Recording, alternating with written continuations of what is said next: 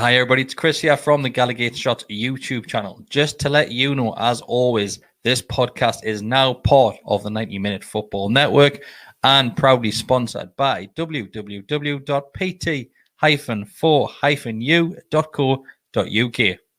Enjoy the episode.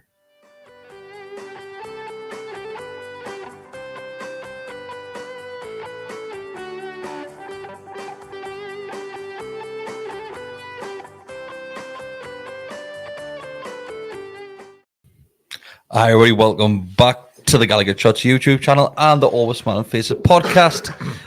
We are back. International break is over, boys. Premier League football is upon us.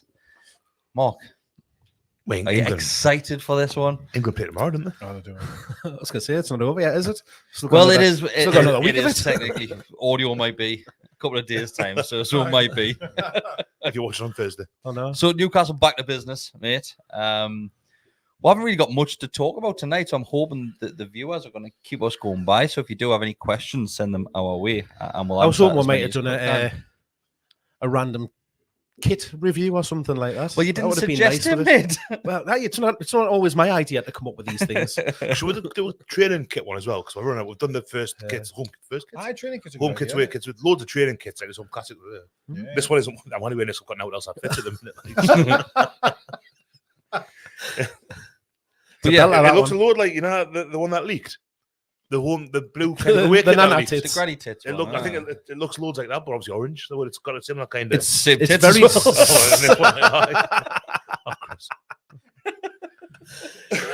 It's very similar to the away our third from last season as well, isn't it? The Puma orange one. Oh, the Joe Linton White Hart mentioned last year with the stadium, the cantilever pattern on it. Yeah, before last that was. They will go there till that's you know. Just one thing about strips. I used to love. Sorry, I mean again, the Man United one that had Old Trafford in the background, sharp collar. And that. It'll never happen ever again. Them type of shirts. But would you be a fan of one of them, like say St James's, sort of like in the background? I don't mind like the Sublime. Yeah, it was in 93, 95. Yeah, shirt. I remember 95, 97 because they won the league, didn't they? That's the season when they overturned at our expense. Yeah, that was that season, 95, 96. You know what it is. I loved it, mate. There was a similar one, Holland or the Netherlands, as they're meant to be called, and then either Euro 96 or in the qualifiers. The shirt had like the same kind of background pattern was two of their players celebrating the scoring a goal. City have got a special kit coming out next season, which is an anniversary one. It's got like loads of like screenshots of different moments in their history, which is like faded into the blue stripes that they get on it. Is that just from the last 10 years or so? Just Aguero goal over and over again. No idea, mate. No idea. Yeah, that'd be cool. I think. I also loved them. My United a bit here. The blue and white one that had the names of the players, and I think both, certainly the white I remember had like Cruyff, Best, Charlton, like written. I thought it was really cool. So not a kit might be one of the European ones where they've got every season ticket holder's name in the stripes or something like that of the shirt. I think actually better to put it for that European shirt at the minute, but I think Devil Tio might have had it a few years ago. Well, I might think that's just because my stripes into Man U. What I tend to find now with more modern strips, it's more like less is more. I think I'm finding, like, for example, loads of people are loving it. I do like it actually. The Rangers one, I think, which is plain white almost, and it's just got one badge and then the Castore. That's it. It's like I think that was a thing. That was a centenary one or something like that, wasn't it? 150 years maybe.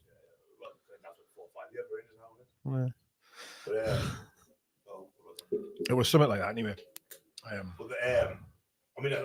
Umbro kind of went back to basics, didn't they, for the 2010 World Cup with England, where it was just the white kind of polo shirt, the red Umbro badge, and the bold style England logo, and they did that for a few years. It's weird because we went back to that for a little while, and there's some lovely kits talking about then, and now it's kind of a little bit more like the 90s with a bit more Raj. What I think sorted. No, I know what you mean, because you think of the real olden days, it was literally no sponsor, no nothing, just the colour. Lovely shirts. And then as time went on, you got more and more stuff on them. Like, I've got my favourite Lazio top in the house, and it's like, to be fair, it's covered in stuff, really. Yeah. There's all sorts going on with it, the sponsors everywhere. And then I feel as if now you're going more to plain, more plain now. Yeah. But also a lot more tighter. Like, Well, shirts on. Is it not just like your waist getting wider? No. I mean, even on a player, like if you watch any '90s football, and you see like they're Bergkamp, big you and baggy. see they're just Massive, baggy, do you know what I mean? Whereas now they're like, it's like Under Armour, everything. It's every speed, isn't it? Streamline them. I think it's getting away from it. faster. It kind of hit like, remember when mobiles, you had like a 3310, and then Nokia brought one out that was like that big. Like 20 years ago. 8210. Was that what that was? It was a that tiny one? little thing. And then, because we had that when the Jack Callback, the kit with the black kind of yoke on the front, the big triangle on the top. Mm-hmm. That was like Wonga. skin tight. That was one of the Wonga ones. It might be the second Wonga one. And then after that, they've kind of loosened a little bit. I mean, that's still not exactly like baggy, but now that was like, remember the Cameroon all-in-one kind of thing? Oh, that was like a t-shirt version of that. And now that they're a bit more, they're still a different beast to the stadium shirts, I think I call it. The fans I think it's so you can see if somebody's got a hold of the shirt, you can see a stretch or a pull on it. I think because I've got one of the Newcastle away ones. I bought it accidentally, not knowing it was one of those shirts. It was the away one for the first season back up. Playing one. Was that the ones I put it from Classic? No, I got it from M&M Direct, that one. But it's got like, it's tight, but it's got like, it's in certain areas, so it's on the back. It's got like that going down the back around the shoulder. So I think it's give you a bit of definition. Partly to do with the shirt pulling thing, but also it's like, you know, like how cycling shorts, as used to be called, compression shorts or compression stuff. It helps like, your muscles. I think that's what this does as well. I think it helps to kind of. While we're talking about works a treat. While we're talking about football shirts, Castore have been getting a slating across social media over the last handful of weeks, if not social media months. being negative, Chris. Come on. Well, Never been that. I think the thing with Castore, and I'll go around the desk and the table here and get your opinions on it. So, Mark, first of all, design-wise, out of the Castore things, what's over there? Mark's put his coat in the bin. No, I put it behind the bin, but it looks like it's in it. I'm trying to say, is that meant that? Is that meant Castore coat. Castore. So, Castore, we'll start with the design, first of all, Mark. I think all of us have raided the club shop over the last couple of months since we've been getting discounts and things like that. But two are wearing a bit of merch tonight. Yeah. So design-wise, have you got is that a gold t-shirt? I can see picking out of there. It's not. It's just a normal t-shirt, mate. What's your thoughts Castore on it? underpants? No. What's your thoughts on it? I like it.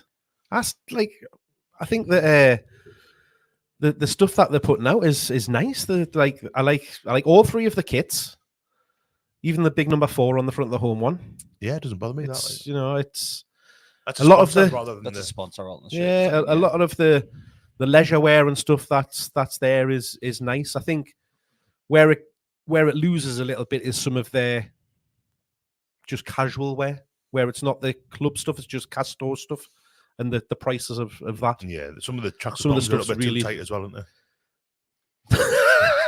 Is that what you had? Was it them? Was it? No. Oh, no.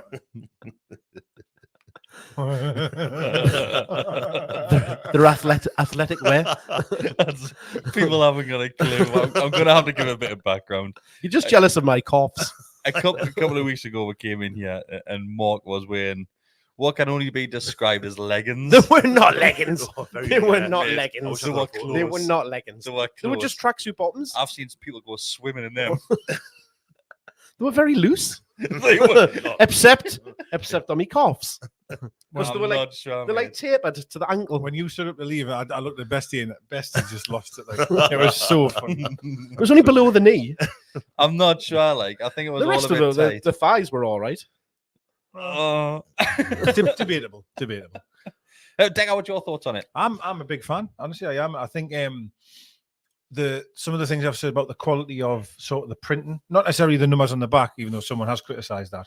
The logo and stuff like that coming off that one wouldn't, but These ones are just like, yeah. In fairness, my jacket, the one I love actually, the black one with the white I wear quite regular actually. That the Newcastle badge that's lost a little bit on the side. It's just come peeling away, like, it's come off. It's just gone. Only a little bit, like. But that's not good enough when you're paying the money. Poor, it is poor. Especially when it's meant to be premium attire. Yeah. So, as much as I'm saying I'm a fan of it, like even I've suffered, if that makes sense. And I paid a lot of money for that coat, like in fairness. So I'm sure Lisa hasn't like washed it on 60 degrees or something. No, I'd never trust her any of my football stuff because I did your mum, I did it once. maybe I'll tell you honestly, I had a Tiger Woods limited edition jumper, right? That TW one on the back here, really rare, and I give it to her.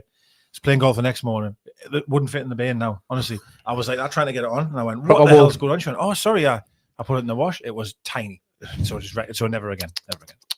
But yes, no, I'm a fan. Would I have went as wild in the club shop if the sale hadn't been on? Absolutely not. To be fair, I did buy a few bits and pieces at full price, but it's a bit on the expensive side. I think a lot of the concerns have been down to sizing as well. There's a lot of fans saying that sizing is completely out, that they'll buy extra large in a t-shirt in the club. Well, the Newcastle strips are like treble XL that they're having to buy.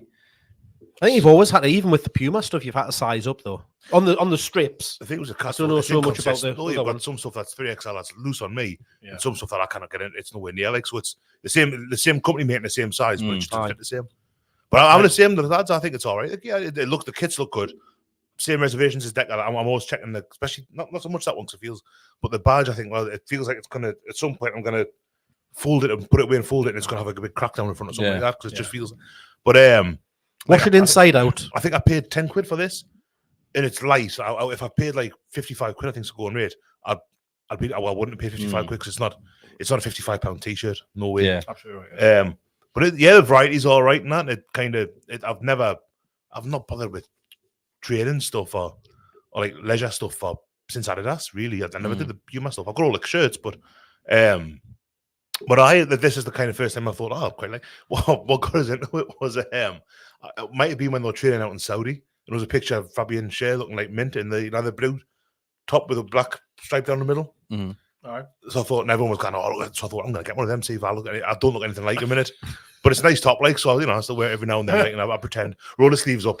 So we had this discussion last week, Bestie, when it was just me and you, about things that we wanted to see on the Newcastle strip next season. So I'll ask you two, start with you, Mark. What would you like to see on a Newcastle United strip next year? Don't see him, Babu. Black and white stripes.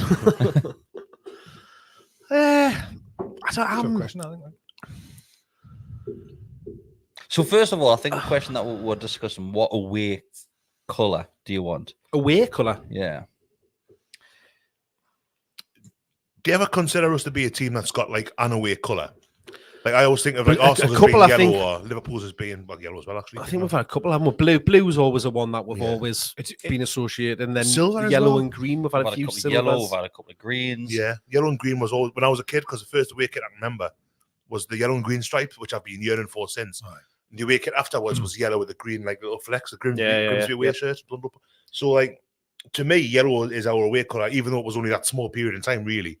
In a couple of years in the 70s, you go back in the size 70s. That's we had yellow and green away kit as well. But apart from that, it's been blue or black or white. Blue's the main one for me. Blue, because obviously when my first shirt was the Newcastle Star, I had Cole on the back. Oh yeah, and obviously inside of and actually around there like a little trim. But inside there was basically the away shirt, like almost a patch of the away shirt was inside there. So. And our favourite shirt, well, I say favourite, it's my grand colour, but the one that we pointed out last week, that's got blue trim, which is gorgeous.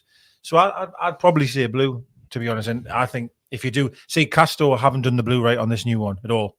There's a bit of blue on it, but it's very like the light. It's like the blue. It's light as that. You know the one when they got relegated, the Michael Owen shirt? That had a blue trim on it. It was quite similar, like a light, light as that. Powder blue, yeah. Which for me, it needs to be darker than that. I agree, yeah. That's more like the away. Yeah, it is. Or third. Away, third. You got the that kind of blue, isn't it? Yeah. It's also quite like the old keeper top with the blue zigzags. Well, the first Adidas black one. And grey. I know you've asked them what you would want on the shirt. Would you just keep red numbers? Yep.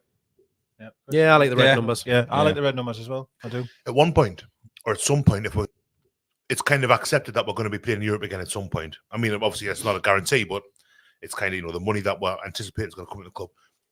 And you can't, I believe, you can't have stripes on the back of your shirt in Europe. Or you can't have it, it can't be just as it has been since we came back up. All right. It'll be a championship, Patrick actually. So wouldn't have the block. You have a block. Yeah. I quite like the shield, the first time we had it in 97. I was going to say shield. I thought that was all right, though. Andreas Anderson. Aye. Did you like the Newcastle United on the bottom? I love that. That's one of my favourite things ever on a shirt. That the only thing is as well. You had to get a number, or it looks a bit. I didn't. I've got two. Weird. I haven't, but it just looks weird. I've got one without a number on as well. But the championship shirt last time round, the thick stripes with the break and the different Wonga logo. I was at Glastonbury when that one was announced, but it leaked a couple of days before that. And I was abroad, I forget now. And the back of that originally had like a shield on it again, but it was like it almost looked like a Batman logo. It had like the top was kind of came down a little bit and then tapered in a bit at the bottom, and it looked all right. Instead of being we've had it with the other relegation shirt had a plain white back with a blue bit in the bottom, which just looks crap. I did look shit. We've had it with it's been a black shoulders right down to the kind of waist, and then it's been which isn't as bad. Juve had one a few years ago. I put it in the WhatsApp. It was the Granda colour one they had. Yes. Where they had one really big, thick black stripe down the back of the shirt, and then did. Yeah. I could live with that, but at some point we're going to lose the stripes on the back as well. Dave Probably. Simpson, a great shout. He says magpies are black, white, and blue, so it has to be blue. Good shout, mate. I'm a fan of the blue. I'm over the blue. I can't argue with that. I think blue's all right. Yeah. If the blue's done right. But what badge has got gold in it as well, hasn't it? So that's why we always have the gold. So our badge It's got red in it as well, It's and got a blue. ridiculous amount of colours in it. I think we are one of the only Premier League clubs left that's got one of those badges that's just full of colour. A lot of them try to minimise it down to 3 colours. We only use it on the. There he is. He's away. We only used it on the home one though, don't we? Like, No, there was a rumour like that this one and that one obviously is we're trying to change the badge, wasn't single it? colours. There was this rumour going around that there were. Well, we've got the oldest badge in the Premier League because Norwich are changing this next Norwich season. changed theirs, yeah. It's very, very It's similar, very but similar. Yeah, thicker lines and but there's only yellow, green, and black anyway. the bird's a bit more bird looking. Yeah. Hasn't got like a weird. Remember when foot now. Leeds changed it and it looked like a Pez logo of Prevo? It was That basically one, Prevo. wasn't it? That one. Isn't it basically Prevo? And then obviously that got scrapped. It didn't happen at all. But, did it? But it's- I would be nervous if they did it, just because obviously, you'd hate for it to be shit, right? In the next 100 years, is that? I think there's been a lot of teams like Chelsea's badge at the minute, Man City's, they've gone back to kind of really similar badges to what they had because Man City's for a while was like a coat of arms almost, but a really big like Sunderland's one because it was quite a big square looking thing. Chelsea's was obviously the kind of line on the. Oh, That's right. No, it was. Chelsea. it was I was CFC. CFC with the ball, wasn't it? Yeah. Yeah. So they've kind of gone back a little bit, the kind of retro badges. I'm thinking if we did that, likelihood is it would be the magpie in the circle because the circular badges are it's because they're cheaper. I like I that don't know one. what like that. I do as well. Like it's kind of become tainted over the last couple of years a little bit, obvious reasons. Yeah. But it's a lovely badge, that one. Like, and even the NFC, the kind of the magpie beneath. I like this one because it's reminiscent of the city crest, and that's why That's it's a kind nice of came It's all- around. Isn't yeah, it? it's all almost already a kind of throwback badge in it back to the kind of first one that I had in the 60s and 70s. So.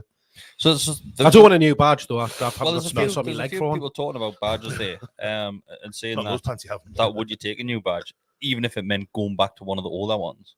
If it went back to one of the old ones, I'm fine with that. Yeah, which is not an updated one. Not Because a new one. I don't know who it was, but I think it's gone. There we go. Blue Rhythm Boy says there seems to be more of a move towards round badges. Yeah, in the there's Premier loads League that's recently. all over the place. I mean, like Brentford's current one's round. That's pretty new.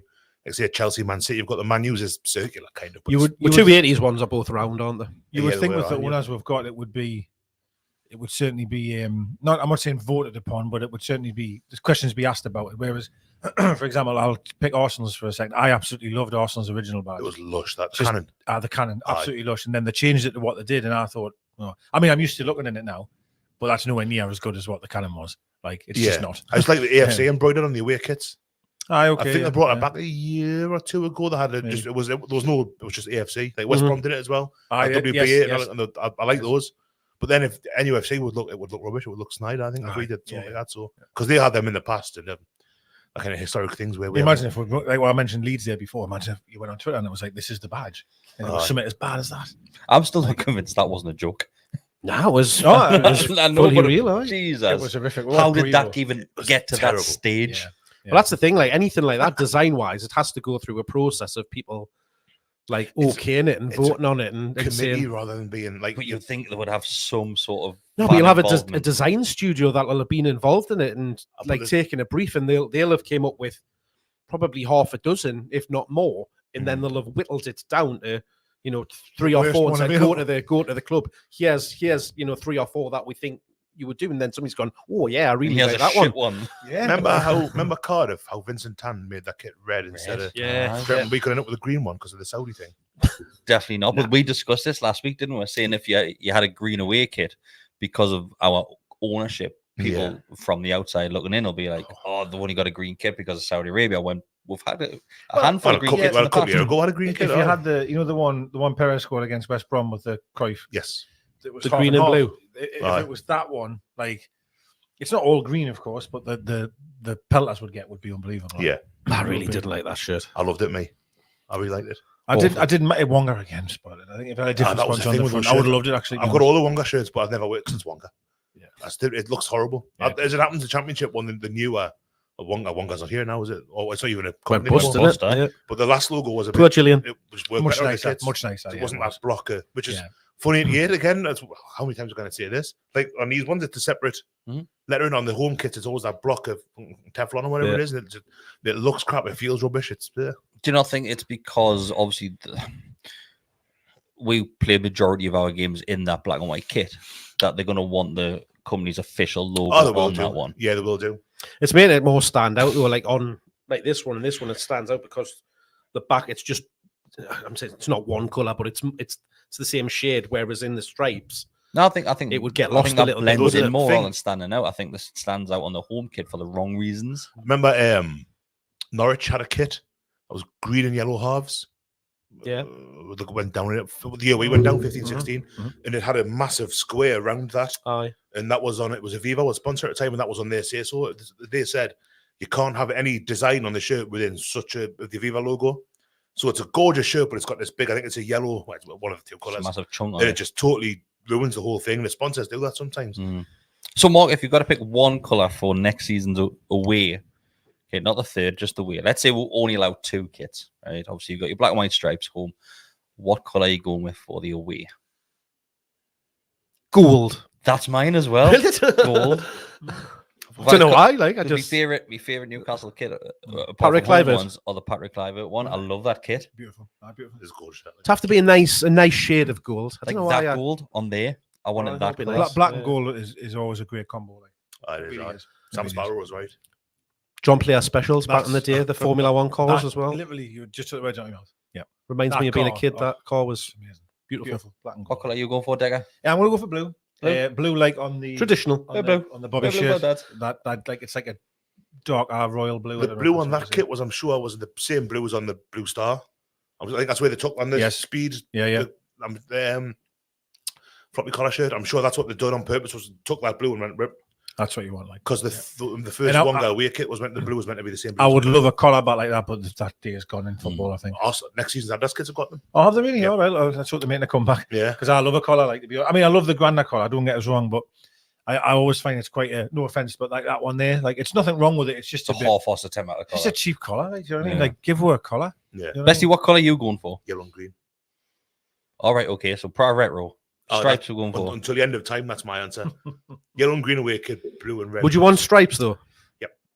Like so the I want like the old green alls. I want exactly the kit that was the green alls one. The white pipe. Similar to the. I want Bjorn Christensen wearing it. what a player! You're Benny. Benny. Long sleeves as well. Let's just hope the club wouldn't announce it the way they announced the anniversary kit. When they had Piazzi in it, McDonald in it, not one of them fit in that kit. No, they were good. Like what was all that about? Who would they have in there? Benny Christensen, Mark Stimson, Billy Askew, Billy Askew, classic. Roy Aitken, he's still kicking about. Roy Aitken, Relegation. Mickey Quinn, obviously. John Henry. No, he was the year after. Mickey Quinn was in it. He was just in it, wasn't he? 89-90, wasn't it? Oh, yes. So John Henry, Andy Robertson. No, he was in Liverpool now, wasn't he? Well, they call him with the hair, the Scottish lad. Got 2 Scottish lads. That's all. They've got John Henry, Dave Besant, Andy Thorne, John Robertson.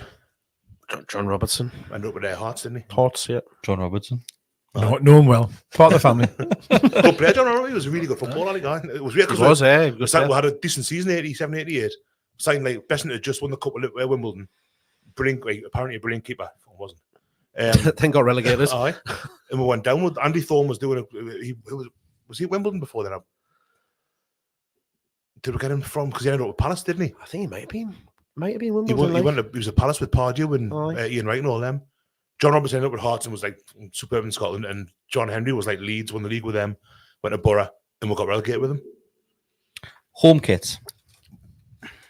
Thicker stripes or thinner stripes, Mark? I haven't got a preference. It's more the design for me. Like I'm not like overly precious over thin, average, or thick on the stripes. It's the overall presentation of it. Like when there's some, like I really like what was it? Where it looked like we had like literally 3 stripes a couple of seasons ago. The Matt Ritchie kit, I think of that one. Like I really like that one. The crest was in the middle.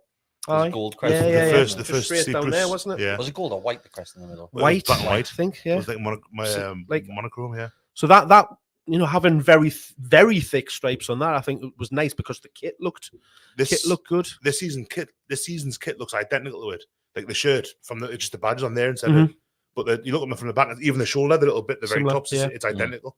I wouldn't like really thin, like a lot of stripes. If they were really thin, you'd end up like you were working at Foot Locker or something like that. Like wouldn't you? that Sunderland one, Like when referee's top. the Sunderland one from They'd done it the a few seasons. Championship, when it was really, really thin. Aye. That was too much. I wouldn't fancy that. What about a mixture of thick and thin, like back in the day? Good old barcode shirt. That was a mad one. When you think of it in isolation, Mental. If that came out now, I people know. would be going, what the fuck is that? Because even the sleeves, classic. the thin was on the thick side. Aye. Like, do you know, Aye. and the That was thick- opposites, it was yeah. just everything was just. All thick on I'm the back. absolutely mortal. I John. love that shirt, me. I love it as well. I'm Had just lovely, saying though, like, lovely little trim around there as well. it's quite weird for me because like I'm just being looking at this one. No, I'm sure which is stripes to the end. That one. Didn't have And a little Umbro trim around there No. in the blue. I'm normally of the opinion that the white stripe has to be down the middle. No. But then I've just looked at what my favourite one was. Oh, I keep saying that. That one, it's a black stripe down the middle. Yeah. So I suppose it doesn't really matter. Like, and one of my other favourite ones was the the Bobby Robson on the Champions League one. That was very. There was just one black, and I think 2001, 2003. Okay, Bellamy there at the There's top, yeah. Bellas up that's it there. there, yeah. Yep. I mean, I you love talk that about one. stripes. I mean, there's hardly any there. But I That's absolutely adored it. five stripes on the Yeah, front of and that because I they're loved it. pretty thick. To be fair, you've got the Northern Rock, the Laurent Bay one, black in the middle. That's You've right. got the I love Championship that one, one. Gutierrez, Championship black one. stripe in the middle. You've got Kabay, the yeah. 98 Yeah. one, black in the Yeah. middle. All the favourite kits have probably got, well, apart from obviously the Grandad one. Was the Essex one black in the middle? The Black in the fourth, middle, that do you want as 4-4 well? one Yeah. there with the Northern Rock, that one is. I said there's probably only the Entertainers one that's white in the middle. That I'm seeing at the moment. Kabay, black stripe as well. That one that Maxi's got on there on the card. Yeah. That's one that we're just talking about. Yes, that I didn't care for that one to start with. I but did. I hated it. Yeah. I did, and it grew on us massively. Yeah, that one. There's that shirt I was a lot saying of look kits that do, looked actually. like as well. That was the West That Brom was- game, that yeah, wasn't it? Yeah, that was the. Our last game before COVID, 2 years ago. Just Is that when Chris pushes on the stairs? No. Yes. Was? It is. It It was was? that game. Hawthorns, aye. Yes, it was that game. Right, let's get down to recent things. Did someone nick your dinner that day, man? Did somebody have like a Him. chicken schnitzel that went missing? Yeah, we Stole did me nick chicken his dinner. schnitzel. It was you, didn't it? You nicked his dinner. He hit it on his lap under the table. That was when we were welcomed onto Pot on the Tyne. And we just literally ruined that full episode by talking about eating soup with your shirt off. I don't think we Talking about ruined that stealing episode. I think the fact we made that episode. That was when there was a huge debate about would you take relegation but win the cup. Yes. Yeah. There was a massive thing about that. We were talking Yeah. about that 12 months ago. In fact, I was talking about 12 Yeah. weeks ago, I think. Aye, actually. aye, well, aye. Do you still eat soup with We're your shirt more off, man? still. Like it's not a regular thing. There was So every method. time you have soup, There was do you take method your in me shirt off? mad. No, I only did it that day because I was having. I think it was either tomato or Did I minestrone, FaceTime? Is it? and I had a white T-shirt on, and I didn't want to. Was a you know, story? a white Did you- t-shirt and something you red. Sent a photo. We're sending photos because was it not lockdown? And it was like Oh, for some reason everybody was like sending photos of each other, and you were in the house with your shirt off. aye. And the question was why you got your shirt off, and you went, well, "I've just had some soup for me dinner." Is it the same for broth? No, I think it was this. I didn't want to stain it It's gotta because it be was like like red. You know, course. like if you've got red like pasta or something like that, or imagine it in like in his hoodie. If you're having sort of like a tomato soup or a minestrone, something like that, and you get a little bit of a drippage. Hell on. Have you Some ever guy found was splashing that, like, if you're eating something that spatters us in your Castle shirt, it always hits the white stripe every time, or the sponsor. See, that's the moral of the story. Don't wear white when you're eating something that. If you're at a wedding and had soup, would you take your shirt off? With it, with it. I'd 100% get the napkin and like tuck it down my shirt like that. Have it. I hate a dinner medal. But yeah, one pot on a time and we spoke about this exact subject. I did. This is why we haven't been invited back. It's definitely more our kind. Well, of, some of we have. Aye. Aye. Yeah. I've got family Somewhere. members on the committee there though, and I wasn't involved in that one. I didn't go to that game, like, so I didn't. Is my name clear on that one? It might be. I've ruined that many other podcasts. It might I think be. George's eyes were opened on that bus trip. I must admit. No. Certainly on the way back. Fucking hell. Yeah, they played the same song over and over again, didn't they? All the way back. It was a For certain song. about 3 hours. God, oh mate, I What was song sick was of it? Joe It Linton's was on Joe fire. Linton's. I thought it was about Mitro, wasn't it, at the time? No, it was Joe That was Linton. Joe Linton. It's Joe Linton. Was it really? Yeah. Oh, of course. It's like 2 years ago, wasn't it? Yeah, It was yeah. Joe Linton's on fire. And And maybe it was Oh, it was. I fucking hell, it was. it was that was Signet. Was it Whitey? It was Whitey. Whitey, Whitey had top his off. shirt Yeah. off. Well, And I'm- he just yeah, sang soup. out over and over. He I had was, soup I bag was on the sitting coach. talking to George, and he come over to me and he went, "How's it? George, not now. George does not want to hear from you like Whitey." Oh, it's funny. He's a good guy. Was good. One of my favourite away games. It was a that. good. It Oh, it laugh. really was. It's been the Hawthorns for a away game. Yeah. Great laugh. Right, so back to current topics. Apparently, Martin Dubravka missed international duty, suspected angina. How do you catch angina? Like, how do you just It's suddenly? normally a Get build-up it. of cholesterol, isn't it, and stuff like that. It is, yeah. It's a narrowing of the artery, or not a narrowing of the blood flow through the artery as a result of normally, as I say, a bad lifestyle, which you'd imagine Martin Dubravka wouldn't have. That's mental, isn't it? It's actually scary, to be honest. It is. It's really weird that a professional footballer, Pav's helping in Eastern European goalkeepers. Is it a thing? Who knows? I pray for Dimitri Karin. So how's it come about? Has he had a medical or something and it's been found, or It might just be general fitness test. I haven't really read into it too much. It might just be a normal fitness test. He might have felt unwell or something like that. It could be that he's feeling a bit weak in a bit because obviously with the reduced blood flow. Wonder if he's had COVID. Aye, or the injection. Or the injection. Start. Is he jabbed? Don't start. Well, that's why I with said this. COVID. Get Joe because Rogan on, see what he's got to It's say. worse. Apparently, it's worse if you've had COVID. You're more susceptible. Of course it is. Oh well, apparently, hang on. I was stand corrected. So on further information, is that it was He hurt his vagina. It was a mistranslation by the media. Martin Dubravka has a throat infection. Hold on. Oh, that's all right. That's better. I don't mind that. I don't think it's How do you used get in- from used in angina details. to a throat infection? I don't know. There's a few people saying it. Was it thrush? It's a throat infection. It's not angina. It's around about 5-6 people. Dear me. Thrush. It must be thrush. Oh, well, that's all we had to talk about tonight as well. They said he had thrush. Before we started, we said, Chris, nothing's happened. Oh, it's all right, Dubravka's. We'll talk about that. It's No, all he right, hasn't got it. Dubravka. It's all right. He didn't say It's all right. It's all right. We've got good hours We've worth got of some material there. content here, lads. Cheers, Martin. Cheers, Martin. Oh well, that's good to hear. If you're watching Martin, we're really pleased you haven't got angina. Yeah. That's good news. It puts the rest of my theory about Eastern European goalkeepers having dodgy tickets as well. Go Like, on. so, Aye. woof. Oh well, that's us done. He's just got a yeast infection It's instead. just Well, So he's not playing because he's got a throat infection. He couldn't shout at his back four. Well, then again, some people can be knocked by a sore no, throat. yeah, you never know. I've been coughing for 2 or 3 Might have been mumps or tonsillitis. Because that affects you, like, makes you a bit weak, doesn't it? Yeah, true. Yeah. Unwell. I don't know where I'm gonna go.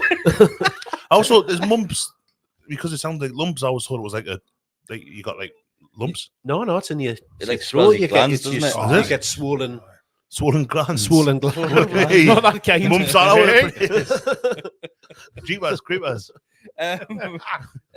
Let's decide and let's try and guess and figure out what Eddie Howe is thinking coming into the Spurs game on Sunday. I'll start with you, Decker.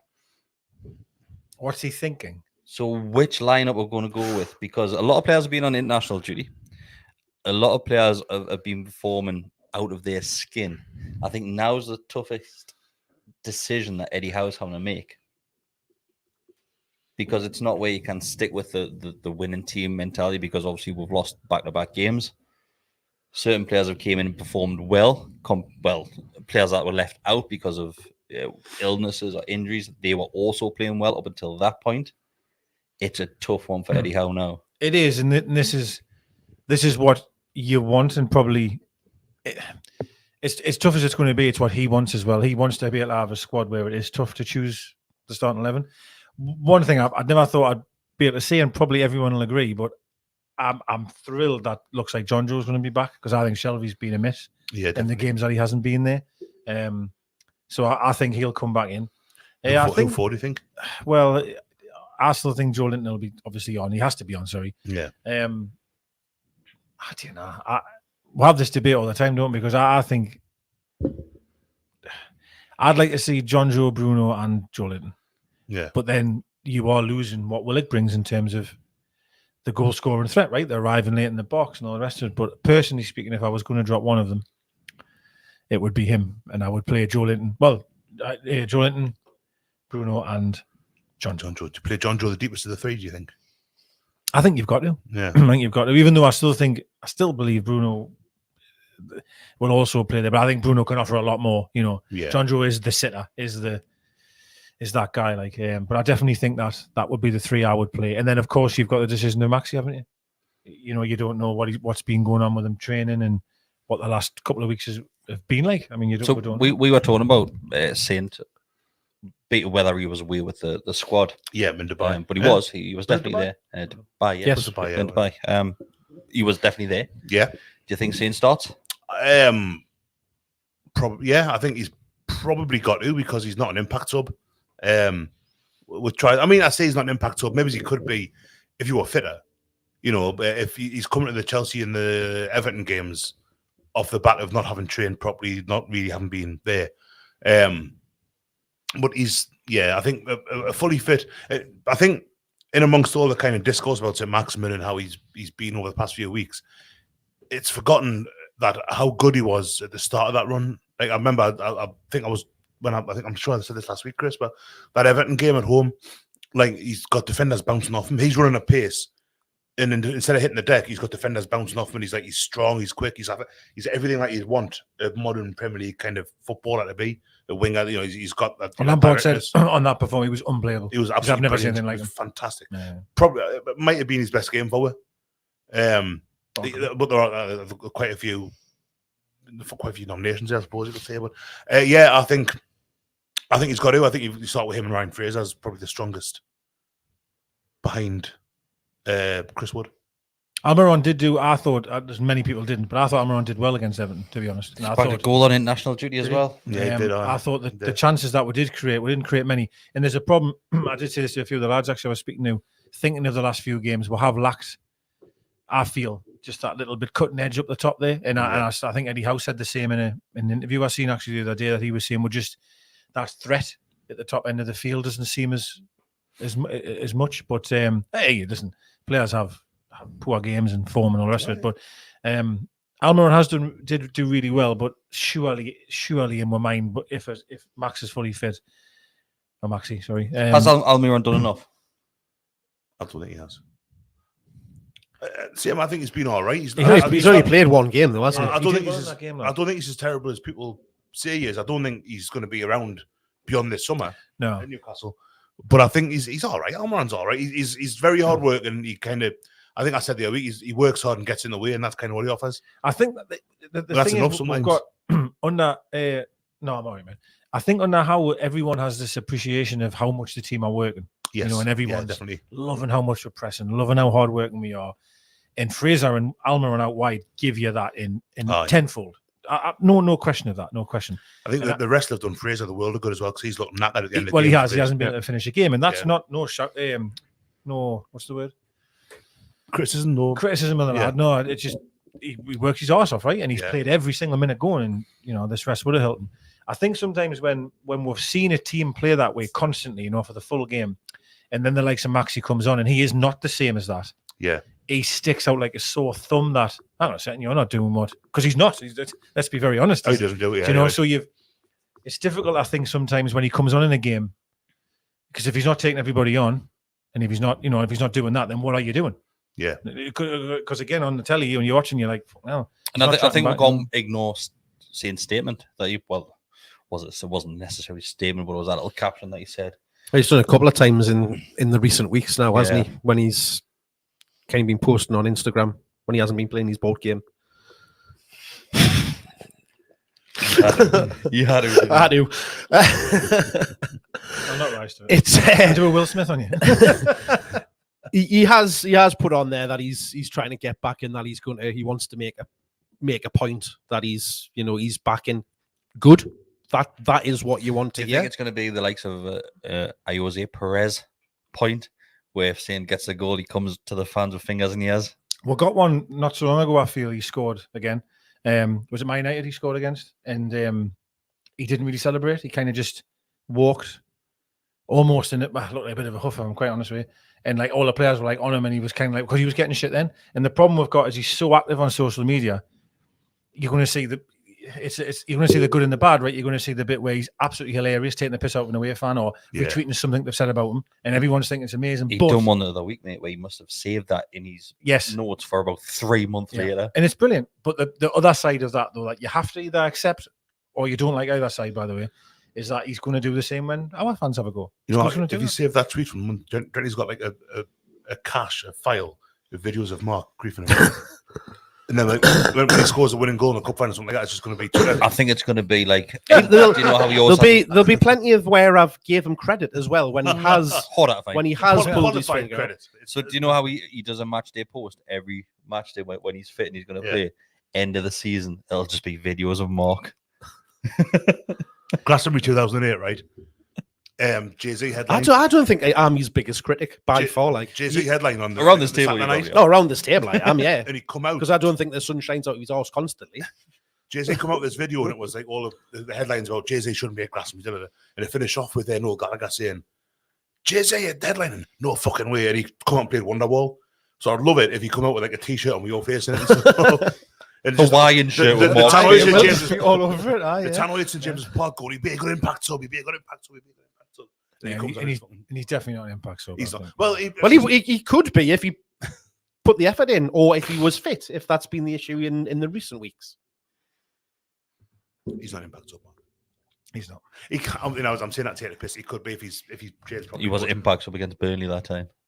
He was. He was immense. Oxford. Probably forgot about that. Like. There's loads of times where he's came on and done it. It's whether or not his mindset's right, his fitness is right, and that's the things that have been levelled at him over the last few weeks and months, isn't it? Like any player, there is games right where they're going to mark him out of the game, and we have to just accept. It's happened more and more often. We have to accept that. Okay, right, that's the score. That's where we need the likes of Fraser's got better. Yes, he gets exactly. It has to be other players on the field that can take that burden away when he's not on form. And listen, every player is not always on form. Like, it's just the way it's the championship, the 2009-2010 season. Good years had that. Teams started to go, right, we need to double up on him because he's fucking good, this kid. Like, and then we're Saint-Maximin Routledge was like, here we go. 6 now. You need more weapons, right? Like, I mean, you look at Man City, for example, not to change it too much, but Grealish has had some dreadful games when I've watched him. But then you've got Mahrez on the other side who's ripping it apart. Like, there has to be other people that pick up the load. And then there'll be games where Fraser or maybe Bruno or whoever may have a difficult game, and then it'll be Maxi that'll maybe get the goal. It's just it's football. I mean, that's having the depth of quality, isn't it? That's where that makes a difference. So it's also have more to your game than just wanting to always take a player on it. So if that's not happening and working for you, then try something different. Work a bit harder, pass the ball a bit more. But you can't just be that one-dimensional. He hates him. I don't hate him. Mark, I far from hating him. How is that hating him? How is that hating him by saying do something different? I'm trying to encourage him to improve as a player. That's not hating him. That's wanting him to do better. I'm not even going to go there. Move on. Another player who's obviously coming on some criticism. He can it, can he? What can I not do? It was me. What can I not do? What can I not do? What can't I not do? You're saying I can't accept any type of. No, I've said he's not an impact so because he's been shocking. I've literally sat and said that. That's a defense of him. You're defending him, saying he can't do those things. So we've got to let him off. No. Hang on. How can I be defending someone if I'm saying he's not good enough at being an impact? So he's not changing the game. He's not fit. So you want him to start instead? 100% I do, yes. So how's that not defending him? So he's not good enough to be an impact sub, but he's good enough to start. I think he's better when he has the full game. Better. I think he's got. Yeah. Yes, I do. Yeah. He's not, but when he's coming on, if I was always saying the sun shines out his arse, I'd be saying he's doing absolutely fine when he's coming as impact sub. He's doing great. He got a man sent off against Everton because he was driving at them. I could sit here and say that if you want, but I'm not. Well, he didn't. But so he didn't get a man sent off. He did. What? He did. If that wasn't Saint-Maximin on the ball, he wouldn't put a challenge in. Well. If that's like he didn't get him sent off, did he? Yes, he got fouled. Yeah, but the fact that it was him, he didn't get him sent off. If that's Chris Wood running from that part of the pitch, I'm not saying he was fouled. Yeah, but if that's he was fouled, which ended up in the send. If Almiron's he didn't get him sent off. If Almiron's carrying that ball from that point in the pitch to where he got fouled, Alan doesn't make that challenge because he'll know because he thinks he's not a threat. You know Saint-Maximin's a threat. Yeah, it happens all the time. Well, Man City do it all the time. They always give away free kicks inside. They think, oh, we'll fucking get a free. It's a bit more subtle than Almo. He didn't get him sent off. Yes, he was fouled, and it resulted in the sending off. But saying he got him sent off means he's had him like. If Alan Saint-Maximin's not on the pitch, does Alan get sent off? He doesn't make a challenge. If Bestie's anti had tit, should be his anti. Like you don't know, but he didn't get him sent off. Yes, he was fouled. It resulted in a sending off. But it was muddling that away, kid. No, but again, sorry, to go back to my original point, I'm not sitting here saying these things because I don't think he has been good enough. Well, there you go. That's fine. But I said that 10 minutes ago. But for some reason, you don't want to hear. I don't understand why you don't want to hear us criticizing. You always go, "He can he?" No, because when I say anything against him, it's all you ever do. It's not all I do. It's Mark, I'm telling you now, we could have a chat, right, for 10 minutes of how nice he is, how brilliant he's been, all the lovely moments he's had. And I'm telling you now, right, it'll start over here, and the negativity will just start, and then it'll come to you. Before we move on to the next question, you'll say, You just expected. Just let us finish. Then it'll come I'm not even asked. It appears you are. But then you're the one who's bothered. Well, let us finish then. If I'm not bothered, just let us finish. Then we'll move on. Go for it. Then it'll come round to you, and then you'll say, yeah, you're right. But if you just pass that little bit more, and he did this a little bit more, it always has to end on a negative rather than just. Why is that a negative? Why is wanting him to be better a negative? Because I don't. Why is wanting him to improve a negative? I don't. You take it as a negative because you feel like I'm attacking him all the time. You've just said you think I'm really negative about him. I want him to be better. I do. I think that's the problem. I think if he scored, your interpretation of what you believe I think about him, and it's wrong.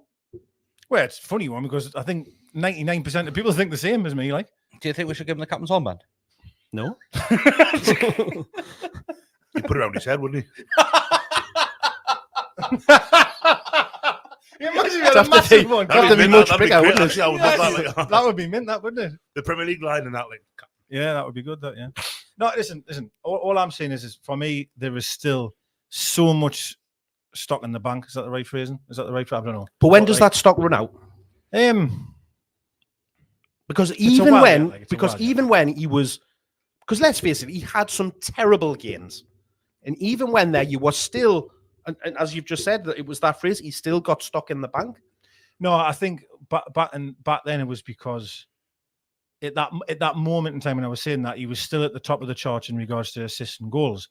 And at that time, I felt he was the only player that could win more a game in them moments. Now, having said that, Christ, I was on here a week ago and I said Murphy should start ahead of him. Correct. Yeah. Right. And I honestly believe that. I am biased towards him, but I don't believe I'm totally blind towards him. Otherwise, I wouldn't have said Jacob Murphy should start ahead of him. Jesus Christ, I wasn't drinking that day either. So, but then you're saying that I'm the opposite of that. That all I ever say is Fish and Rods says, lads, any chance the answer is in the middle? Yeah, maybe it is. It is. Maybe it is. It 100% is. To the questions. Thanks, Josh, for your donation. Whoever said in the middle, Josh, you've just thanks for ending it. Josh Haynes, Alan Saint-Maximin. Hi, Josh. He says, hi, lads. Hope you're all well. Question for all of you. I'm not old enough to remember the 95-96 season, but can you put it into words what it was like as a fan going to those games? Did you generally think we could win the league? So I'm going to leave that to you three because I would have been, 11 at the time? I was going all the time. I was too young to understand. I was only 12, 13. Like, yeah. I mean, Mark was 34. I was waiting for it. I was just going to try and get it in before you did. He got a patch on the face, cup team, lads. He was probably Griffin Ginola then. Fucking, if he just passed a bit more and just ran back a bit more. Was right that game, He was. I just remember going in. I remember it feeling like a real occasion going to the match. Like, I don't know, it felt really special. Everyone was, well, in fairness, like some games now when you go to now, there's that little buzz is back, isn't it? Because obviously everyone's happy at the minute. Obviously back then though, it was like every time you were going, you were just, I mean, guys tell me, oh, we'll absolutely hammer these today, so like we're just going to beat these. You know what I mean? And it was kind of in a sense a bit probably what Man City and stuff are like now, where you're turning up and you're just expecting to win, which is a dangerous game mindset to be in. Like, but it was great times. I want it. Like, Great time. It was so exciting. It was. I've often wondered, like, as I'm getting older and stuff, and kind of the years that have passed in that since that time. Did it feel that good because of the age I was? I was 13, 14, turned 14 in '96. So, like, is it just because I was into music at the time and things were exciting away from, and was football just a part of that? Like, kind of Labour were doing what Labour were thought were doing at least. In Newcastle, we had the new Adidas kit, and I was excited about that. I loved Adidas gear when I was a kid and all that. I still do. And I thought it just felt like it was. I so wrapped up in being a teenager and kind of becoming an adult and all that. But now going to matches again recently, I think I said this the other week about the atmosphere at the games. I thought, well, was it actually that good, or was it just my memory of being that young and being that excited about being there?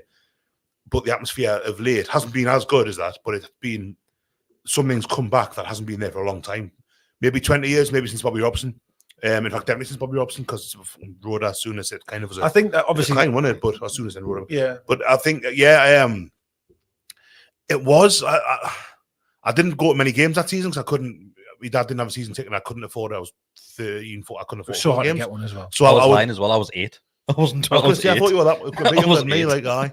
So I would. I used to get the metro up. I'd be in Newcastle, the metro centre with my pals on Saturday, buy a program, then go home. And I'd read the program and like watch the whatever grandstand or match of the day was on it. Like, but it was just that kind of. I suppose the rise as well. I'm talking loads of shit here now. The rise of being like we were so nearly relegated to Division 3 or whatever it was. It was Division 3 then, wasn't it? At the end of in summer '92. This is 4 years later. Yeah. So this is like 4 years ago, 2018. That's Rafa's second last season. That's the Rondon season, I think. I've got me. So that's not long to go from being one of the poorest teams in second division to being 12 points clear of the Premier League at Christmas. It's insane. Like that's a hell of a rise, Alec. And it'd be just to watch them. And we were spoiled. That's why I love Keegan so much, and I just think he's the best. Like because of that massive difference. Did you feel as though it was like something special was starting then? It felt as if it was going to happen. That this was what Newcastle were. It was going to be like that forever. And what's happened since is probably more like what Newcastle have been over the 129 years that have been around. 130 years actually. This year. Did you love St James's, by the way, when it was just the one? Like, yeah, it was. That was kind of. I used to go. I mean, I can't remember my first game. I used to go in the late 80s with my dad on the benches in the East Stand and all that. And before paddocks. they had built up the paddocks, before they built up the leases, the little boxes behind them. The Milburn was brand new. Aye, that's right. I love that. Yeah. And it was watching everything. It's again, that's another part of it. St James's Park, going from that, where like the piss in the Gallowgate, and I'm standing, me, my dad, and Taylor, the promotion season, 92, 93. No, I'll not. But like in the Milburn, like by the concrete barriers, watching that, and to go from that to a couple of years later having this all-seater corners built in 36,000 stadium, playing European football, it was incredible. It was absolutely unbelievable, and it was. We must be the only generation who've had a Newcastle side that have gone from where they were at the start of it, because that was our lowest ever finish. We've never been in Division 3 before, so that was to just survive, to go to second in the league within 1, 2, 4 seasons. Like that'll never happen again. I think it's a good point you made there, because obviously we've seen, like you've mentioned there, like the stadium, for example, pissing in the Gallowgate and corners not set up, no corner, and then we seen that stadium then become what it was. We then seen European football for the first time.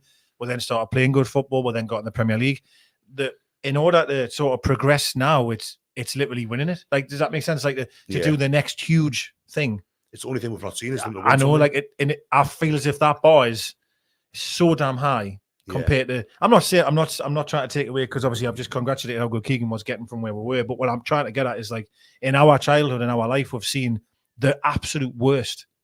And then we've seen First Division. Oh, we've won it. Oh, in the Premier League, we've now got a new stadium. Oh, we've extended the stadium a little bit. Like, we've seen all these moments. Like, football's changed that much in that time. You remember when we were kids watching, like, I remember Hillsborough.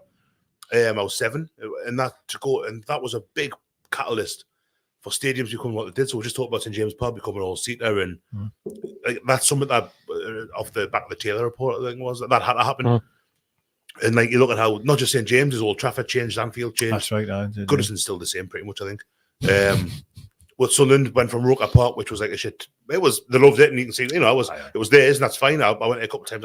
I watched like schoolboy games. I quite enjoyed it.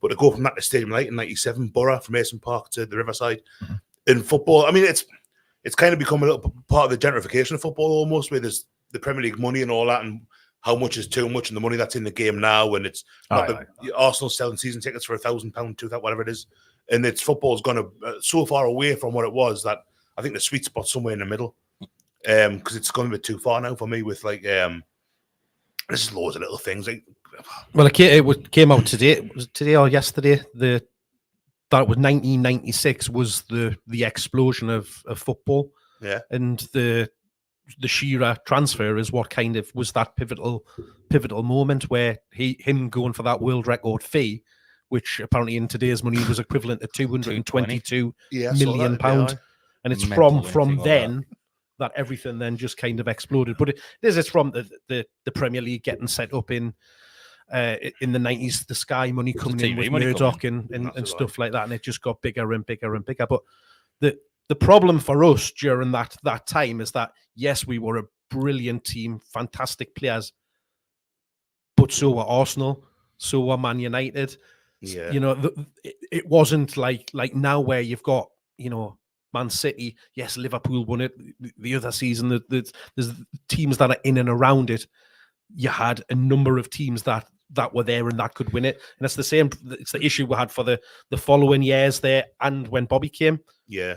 Arguably, for me, we were better and more likely to win it under Bobby, and probably should have won it more so than that season that you're talking about. I forget which game it was now, but I was reading it. Like, it might be the Arsenal game from the Bergkamp goal. Yeah. I think it was my 20th birthday. It might have been that game I was reading where either pre or post match where he's going, well, it's in our hands. Like, we were top of the league. If we win this one, then we're going, because Arsenal were on the verge of becoming invincible. Yeah, Like a year or two later. Yeah. And you forget that how close we were under Robson. I remember we had it. We're through. Like people talk about because we were 12, we lost a 12-point lead, but under Robson, when we ended up finishing third, the problem injuries. We should have done that. We lost Bellamy, and Bellamy was the guy. Bellamy was amazing. We were a good. I mean, it was a really good side. That excellent. It was Harry's book that we did the thing about last year, or year before. That chronicles it really well. Look, the players he bought. Sorry, we're going on a real. Sorry, Chris. Carry on. But he took over that. Talk about something now. Dubravka's not going to fucking dodgy. He took over that Hullett side. Who, you know, there was some decent-ish players there, but excuse me. Yeah. Bringing Robert Lee back, for example, was a key point. I thought. But I was trying to rebuild after Dalglish destroyed the team as well. Yeah. And then you think, I love the amount of pace he had in the team. He had Bellamy, he had a lot of legs in the team. Dyer, Robert was quick. Well, good white players then, like, but that was a great, really exciting time. Like, it really, really was. That team could have won the league, right? You look at Gary Speed. They should have. Maybe defensively was with Andy O'Brien, Dabas. I like them. I love Dabas, but wasn't quite that level. Yeah, they're not. Are they? When you look at it, would have been, to be honest, it would have been like a Leicester where them had Morgan. You know, when it just that one season something happens and it just miracles happen. But I was funny enough, I was watching a DVD about it the other week, and it was the injuries we got killed. It killed. We got some big ones. And Bellamy was one. Dyer got hurt. And once you start losing them players, the quality coming in just was not the same. We lost to Liverpool and it went all downhill from there on. Yes, aye. So probably same as that season when Man United, Cantona scoring at the Gallowgate end.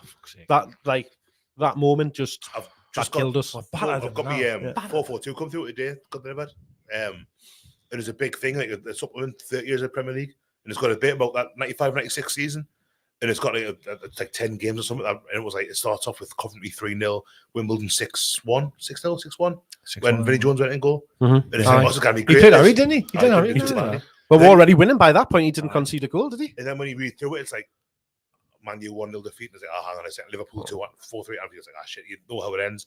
It's like the 95-96 Premier League years, but if that comes in the telly, I generally turn it off. It's hard to watch. I'm 3/4 of the way through. Yeah, there's a lot of shouts there saying if that's Bobby Robson season, if Woodgate had stayed fit, that would have changed everything. That would have been huge. I forgot about Woodgate. There's huge injuries, man. World class centre half. Huge injuries, like. Well, all the like the sending off for Bellamy and Shearer as well. We had to rely on bloody Call, Court and Shola for the majority of the time as we're front two. I don't know. It wasn't that season, but the season when we played, I was at Blackburn away, and we needed a point to finish in the Champions League. We drew 2-2, and Shearer had scored, and that was amazing. That, but it was like a scrap. Amazing. That game was on the telly. It was a midweek game, wasn't it? It was a midweek because I was at the game. I remember. I remember Whitey was just being spit away. He didn't even get. He got in the ground, shouting, bowling the steward, and they kicked him up before the kick off. Then he had to go to a pub and watch it. I remember that. Yeah, but it was like I remember that game feeling like a scrap. I don't know. Blackburn were all right at the time. We weren't brilliant. Yeah, we weren't brilliant. It wasn't a good game of football. It might have gone down, but it felt really for a team that we weren't. That's my memory of that season. That's another team having the opportunity to stop you getting something that you really want. I remember they played at St Mary's away. I watched that one at Oscars down Shields. I think we drew 3-3. Oh no, hang on. That was a couple of years later. That was, I think, we're in a black away kit. That game. It's not when Bellamy and Dyer scored. Possibly, Dyer was class. It was a Tuesday, Wednesday night, and it was like these games that were. This is us on the verge of doing some playing really badly. Yeah. 95-96, you've got Forest away when Ian won goal and Shaka pumps upfield, David Batty loses it, and Blackburn away, Graham Fenton. Horrendous. Horrendous. In my memory, I've watched all those games. I definitely watched those ones. In Shields, where we used to do the podcast upstairs. So I used to live around the corner from there. But me mum and dad did, and I don't know how, because it was before the days of like streaming and dodgy boxes, but every game felt like it was on telly that season. So my dad go to have a glass of Coke and we'd watch them turn someone else over. The 4-3 Liverpool Monday night. I played for the school away at Whitburn that day. Waiting for 50-50 with this kid. And you know, when they say when you play football, I'm all in my 30s, 40s now, 50s. So like, so it's a bit late now, but now when they say like, when you're going for a challenge, like 50-50, don't pull out. Yeah. Don't pull out. I've busted me out of the bits. Went for it, I thought I'm going to get hurt here. So stopped and got hurt. Went to football training that night. So I played in Temple Parks in the league. I was like 13-year-old maybe. Went over. Started doing the warm-up. Went down. So Ken, Gaffer. Lovely kind of play. So I went to the pub, watch a game, the 4-3. Warren Barton scored the equaliser, 3-3. Yeah. Jumped off my seat, landed on my ankle. I was school for a week. Happy days. But every game, every game felt like it was on telly at that time. That was when Sky were just. Did anyone go to was it the Odeon in town? Yeah, that they were playing beanbags. I remember Newcastle. The Arena used to do it as well. You saw the Arena and at the Odeon. Didn't say James as well for a few I went to Telly West Arena to watch Liverpool away. Redknapp scored in the last minute, equalised. I remember that one. Yeah. It was full as well. It was absolutely mental. I'd been to a few. I was like rammed as well. It's crazy. I'm going to go through a couple of questions which have been sent in. So starting off this one says, do you think fans will give Eddie Howe enough time to rebuild? Arsenal's taking time. Man United are declining. I think I've got a quick. You go first. So I've added on point to this one. Okay. And I have my own thoughts, and probably no one will agree with it. But do you know where we're finished this season? Mm-hmm. Do you think that if we finish, let's just say, I'm not saying we will, but let's just say we're finished 10th, right? That's probably maybe a bit too far. But say we did. You're going with this. Yeah. Could that hurt him? Could that hurt Howe in that next season? No, hey, we're finished 10th with that lot. Expectation will be higher, yeah. Like Merson said it, and he got crucified on Twitter. I've seen before because Merson said a similar thing that it'd probably be easier for Eddie Howe to finish 16th this season. Do you know what I mean? Then look at next season, and then we'll rebuild. Well, because that gives him. That worries me. This weekend, I was talking to my sister-in-law's boyfriend's dad, who's a season ticket holder at Old Trafford. He's like from that way, like, so it's allowed. I love how he had to clarify that. Because he says a Man U fan, you think, oh God, there's another one from Shields, but he's actually from Cheshire, like, so he's lovely lad as well. Stu's lovely fella. But he was I talking about Steve Bruce because he was saying about like Eddie Howe, how's it going with Newcastle and Man U? Because it's I always like to get into that team's fans' perspective and stuff. And he was saying, like, oh, how's it such an improvement? And Bruce, he goes, but Bruce kept you up, didn't he? And I was like, oh, Stu, don't do this. So he's a lovely, I really like a bloke as well. I had to kind of put him right a bit, like, so sorry, Stu. I suppose a Man United fan probably will obviously like Bruce. Like, yeah, he's going to have more of that kind of relationship with him, I suppose. Course, but like, there's still that kind of that kind of prevailing narrative that Bruce did a good job at Newcastle, and they think we saw it firsthand. We'll never get rid of that, mate. Never. All people do is look at the league table, the league table, and say, well, he kept you up. Yes, he did, but it wasn't bloody nice to watch. But you look at the criticism like Wenger got at the end of Arsenal, and all people see when they think of Wenger at Arsenal is the 20 years, 15 years, shall we say, where they won the league, they won the cup, the Invincibles. in that last 5 years could have been dreadful for an Arsenal fan. Because we haven't got that perspective. We think, oh, he's Wenger. He's done, he's changed. He did change football. Yeah, because it does feel wrong to me. But if you're inside it, you don't really get the appreciation of how bad it was. So you can't criticize Arsenal fans for that because they see what we don't see. So sorry, I was my fault because I went away from the question a bit. Oh, sorry. Say it again. So basically, will Eddie Howe be given enough time to rebuild? Is Eddie Howe? I know that the owners, Stavely, has came out and said Eddie Howe. They want Eddie Howe to be Sir Alex. For me, Ferguson Eddie Howe's of got plenty of Newcastle credit United. in the bank. I knew he looked at me when he said it. Oh yeah, I think Stavely 100%. Sorry, not just Stavely believes in him. Mm-hmm. The difficulty you've got though is the fans, right? That I listen. I'm a huge fan of Howe. Absolutely love him. But you've only just got to look at like the last couple of games where we've had a great run there, right? And we've had a few defeats last minute. And I've seen some idiots questioning this and the substitutions wasn't great and why did he do that? And it's tough, right? It's really tough at the top. Like, and I think and this is back to my point, sorry, is that if we finished at 10th or 11th this season and we don't start well next season after spending possibly more money, it's the fans is the problem. I hate to say that, but it's the negativity of the fans, and will that then seep into the board thinking, shit, we've got to make a decision here? Like, should we get rid of him or not? I'm looking so far ahead, and I'm probably looking negatively, actually. But I'm just my thoughts anyway. I'd hope most fans would look at it level-headed and not have that reaction that you're saying that you do get from people when things don't go well for a bit of time. And that's football now, isn't it? It's almost instant. It's instant and constant almost. Like you've literally almost got to keep winning. Like, and the more money you spend, the expectation and the pressure becomes so more. Let's say we finish. Let's just go middle of the pot. If we finish 14th this season, right? We're safe. A couple of games before the end of the season. That's all done and dusted. What are expectations for next season, Bestie? I mean, it's hard to say, isn't it? Because when you look at last season's league table, maybe use that as a gauge. Or even this season's, I suppose, to a certain extent. Between 9th, 10th, and 12 plus, I would say. Maybe let's say the bottom half of the table. But above the relegation zone, there's not a big difference, points-wise, quality-wise. Like, we finished 17 points ahead of the relegation zone last year. And that got, I think we finished 13th. By a mad... Yeah, it was the last day of the season, wasn't it? Run, wasn't it? Fulham down their place. Butchered, so it's really hard to say because I think, let's say 14th, because it's just said there. I think you've got to be looking to finish. If you're really taking steps to go forward, you've got to be top half. Okay. Because I think there's so much there's not much. You've seen the difference that Eddie Howe's made. There's normally a big gap between around about 12th. Than that big jump into the top 10, isn't it? It's, I don't know, 9th. Well, yeah, it does break away towards the second half of the season, but I think the gap in quality isn't that big. I think if Howe was in the start of the season and we had Dan Burn, Matt Targett, Chris Wood, well, yeah, Callum Wilson didn't he as well, but I think we would be far higher up the table than we are. Maybe not with a great many more points.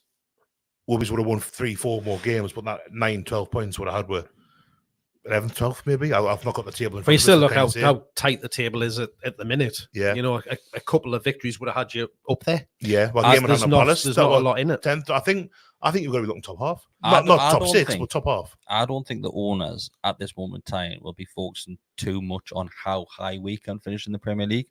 I think they'll want a cup and quick. I think they'll want us in the final of a cup. The thing that came out that was a Telegraph's article last week there, Luke wrote about how I think maybe he's trying to kind of sober expectations a little bit. They're not going to spend hundreds of millions. He also did that in January as well. He did. He got a boatloads of money. Do you think? I kind of think that. Oh man, I had a really good point there. I can't remember it. The point Luke made. Yeah, I think there's a. I don't think the board. Like, there's talk of like Neymar. Yeah. A week or two ago. And obviously, that's nonsense. That's not going to happen. We know that. But they're not even going to be looking anything like that kind of caliber. No, that kind of. Of course not. You're looking at the players that were bought there. Some might be. We had like Botman try to come in, Diego Carlos and Sevilla. Mm-hmm. Players that I hadn't heard of, to be honest with you, until that. And these aren't PSG's or the Champions League winners. We're not These are gonna players be- that are going to take it to a We're next not level. going to be going for a player that's No. going to be on the front cover of FIFA. What, David Ginola? Well, now I'm And talking Eric about- Toes, that was I'm on the cover of talking FIFA now. once. No, fair play. Like Well, that. you know, Thomas everyone- Gravison was. Well, FIFA's not going to be called FIFA anymore, is it? That's a thing. What was that? No. Yeah, it's changed, EA isn't it? Sports Football Club, apparently. If you look at like Bruno, for example, coming in, I mean, Trippier still obviously was Trippier's like a marquee Was signing, the isn't he? marquee He's a one, big yeah. one like that. And I, you know, there's so many players out there, isn't there? That you know, I know you look at the select few, they like, oh, that name there and that name there, but we're nowhere near that level to attract them players. We'll you not know be what I for mean? it, but we might never be. And I think It certainly won't be in the personally, short term. if you do, not to sound like Simon Jordan, yeah, but if you do, it's for the money, and I think that's the wrong reason. You Yeah. know what I mean? It's not the culture of what you would, I think, I was trying to create.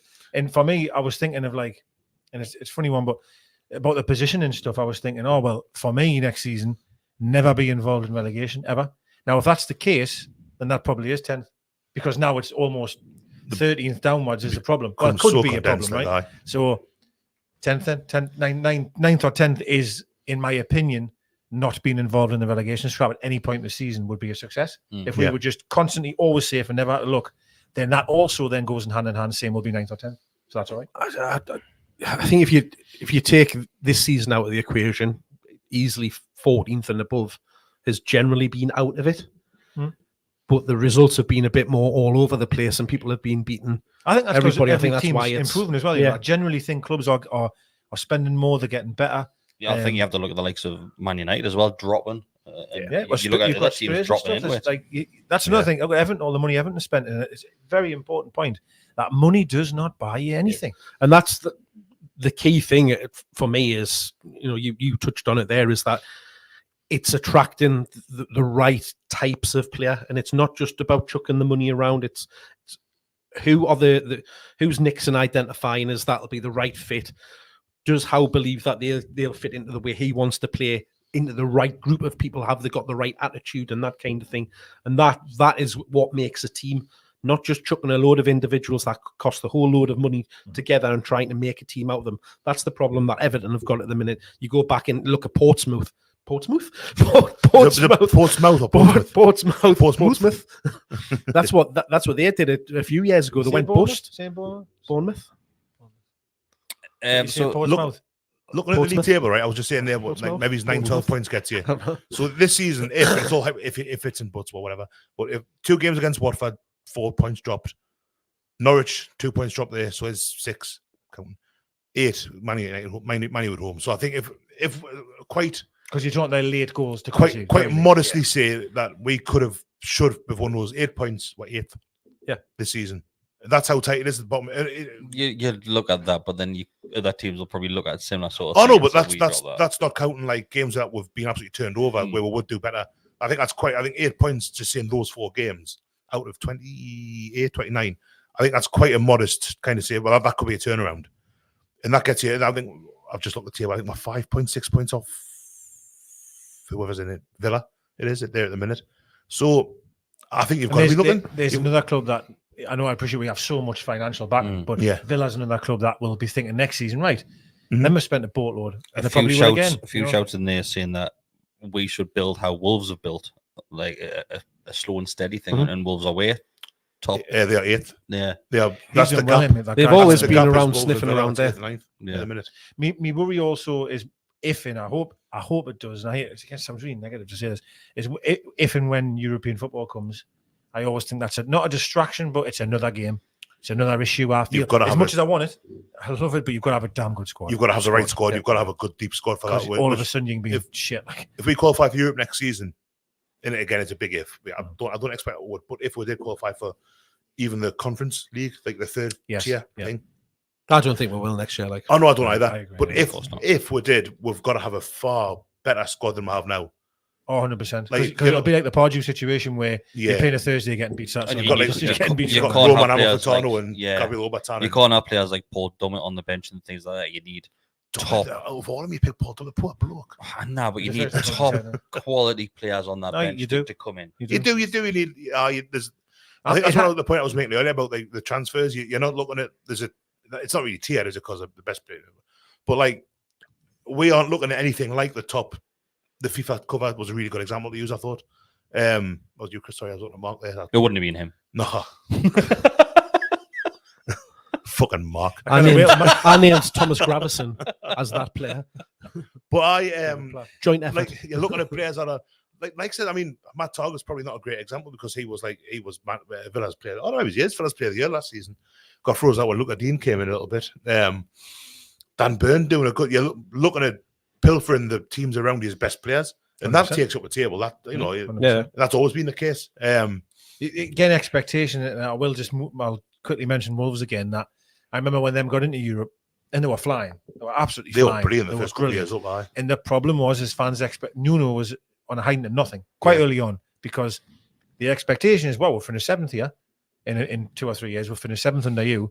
Yeah. All of a sudden, they didn't go for the greatest of starts and they were sitting 12th, 13th, 14th, and they wanted them gone. And it's you know what I mean? I remember them getting. It's really hard. I remember being in St James's. Ranieri won the fucking league and got sacked 6 months later. People need to remember where they came from. Well, it's hard. Funny enough, I remember I was going to say there that it was Wolves at home last game of the season one year where St James's was empty, got booed off. Did lap with one and there was like 35 people in the stadium. Who finished 5th, 6th, and that was again just coincidentally it was Wolves, and that was kind of goes back to the question that Chris asked about 45 minutes ago. I know. About that, and I think it. I don't like to say it, but I think if Eddie Howe gets Newcastle to finish like 10th this season, then he's got to beat that next season. Yeah, he's got to improve on it, and I think he would, because as I say, that's not a massive beat it or maintain it. Beat it. What if he gets more points? I don't know because then if you maintain it, if you finish 10th, like you say, on more points. There's a difference between 10th on 45 points and being 10th on like 60 points. Which probably never happened actually, but you know. But yeah, it's a funny one because people who never look at the league table they don't look at how many points. To coin the Bruce situation we've just talked about, he kept you up, didn't he? Like they're just looking at the league table. Yeah, fuck performances, fuck whatever it is. It's results at the end of the day, and it'll be really tough. And I do have a horrible feeling. I mean, for example, you've just said there that fifth or sixth, and there's 35 people there watching. Like, yeah, we have been. There was different circumstances around that. What I'm saying though is, remember where it came from. What we just said. Yeah. Like Newcastle don't finish 5th often. I don't think we'll have since. Exactly. There's one off that since Robson days. That was Robson days. That wasn't that one. That was Robson season. The one. Yeah, the other one was Pardew, when it finished. Yeah, which was a glaring success and everybody loved that. Absolutely. It was amazing. That was a great season. You know what I mean? But it's just expectations can be a killer. Like they can be, because if we finish 10th this season, we spend a boatload of money, right? All of a sudden, Europe then. I think obviously we've seen such a big change in the handful of months since ownership changed, and I think in the summer, once again, just to wrap it up, you're going to see even bigger change. You've still got Ashworth to come in, whatever's happening behind the scenes with that payout. With Brighton, he's going to come in. You're going to see people getting desk space in St James's Park. You'll probably see Stavely dropping off in regards to her hand-on role at the club. There's going to be some big appointments. It's a long-term project, isn't it? Dan Ashworth hasn't come in to win the league next season. I don't think he's even going to be in before summer, is he? What I'm hearing. I think the summer's the latest. I think that's when it runs out, unless we can arrange some sort of compensation with Brighton. Yeah, to bring that Gordon and leave. I think closer. What's also mad, and I have no problem really with it. Like, for example, Mark commented last week about seeing him win the Ballon d'Or. I have no problem with that, right? If you want to be the best, crack on. Yeah. Bruno came in and says he doesn't just want to. We're not just going to play in the Champions League. We'll want to win the Champions League. Now, I can't deny that when he said that, I was sitting there thinking, "Oh, fuck no, I didn't say that." Like, do you know what I mean? Part of us did wince and go, "Jesus," but hypothetically, that's what I want the club to be thinking. Yeah. Does that make sense? I want that, but just when you hear it so early on, like, I think, there's fans out there. I hate to say it, but there's fans out there be like, "Oh, well, hey, Bruno thinks we're going to win it, and we'll win it for a couple of years then," and that ain't going to happen. Like, you know what I mean? Yeah, I hope it does, but I was saying, I remember in the transfer window, but when we'd only signed Trippier in the first week, the first fortnight, whatever it was, thinking, well, he's been signed. And that sounds mad now. We've only signed Kieran Trippier, and it's been like 2 weeks. But there was hell on. There was hell on. That happens. Mad. Exactly the word. But I don't know. It's so hard. It's that football manager mentality. I think it's easy to do it on there. I think it's partly that. I think it's partly where we've been. The Mike Ashley thing, where we're so used to things like becoming a catastrophe in the blink of an eye. That would, oh no, it's all going wrong again. I think there's something internally where we're so kind of, we've become so thick-skinned, or so kind of used to becoming like the things going wrong. Like everything looks like it's going okay. We've got like we're finished 5th. We've only signed Vernon and our relegation battle. Rafa's in charge, doing a great job. All of a sudden, now Steve Bruce, how lads, look, this is what we are. So I think people are so used to that and they're anticipating that, and it's become like Everyone's got the matties. I'm the same, yeah. I basically like what you said there, Decker, about Bruno saying like I've come here to win a Champions League, and we think, don't be stupid. But that's realistically, well, no, it's not a big pardon. It's not realistically.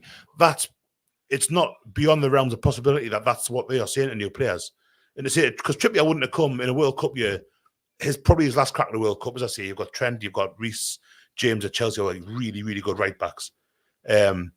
Trippier he might not get much football in the winter in the World Cup. So he's one last go at it. He's not going to sign for Newcastle, get relegated, play in the Championship, and then play for England. So he's been told, right, here's what we're going to be doing long term. He also said something on that podcast before, didn't he? That the True Geordie one, I've not seen it. He said something like, we want to be winning the Premier League. Or he said something really like, big. I can't remember how exactly right. So don't quote us on that, but it was something like. He said something like, next year we'll get high on the league. The year after we'll go on to win the Premier League. Yeah, and I was like sitting there, wait, hang on. We talked earlier about Keegan, about what he was in. I remember that. Did you follow him? Was it Old Toon fan on Twitter? Puts all the old programs up and stuff. It's really good account. A nice lad as well. He put a thing on. It was a program notes from the Tottenham game, the first game of the season back in '93. It was Keegan saying like, we're here to challenge Man U. And it's the same kind of, the gap between now and us now and where we think we'll want to end up is totally different what it was then. Like football was a totally different beast back then, as we've already said. But like, that's how you get excited. I've read one on here that's just like that. When Kevin saying we're going to win it all, and I'm like, bloody hell. When Kevin Keegan's got like Rob Lee, Ferdinand's bit later on, so he's not so much, but Rob Lee, John Beresford. Beresford's going to go to Liverpool. Yeah. They feel medical. Feel his medical, yeah. In Newcastle, Barry Venison came from Liverpool, Newcastle. Yeah, that was a big one. Like, Kevin Keegan didn't sign those players. Mark Hottiger, Albert, when it came back up 94 after that World Cup. He's not signing those players saying, we're going to consolidate this year. He signed those to say, Rob Lee, he told Rob Lee he was going to play for England.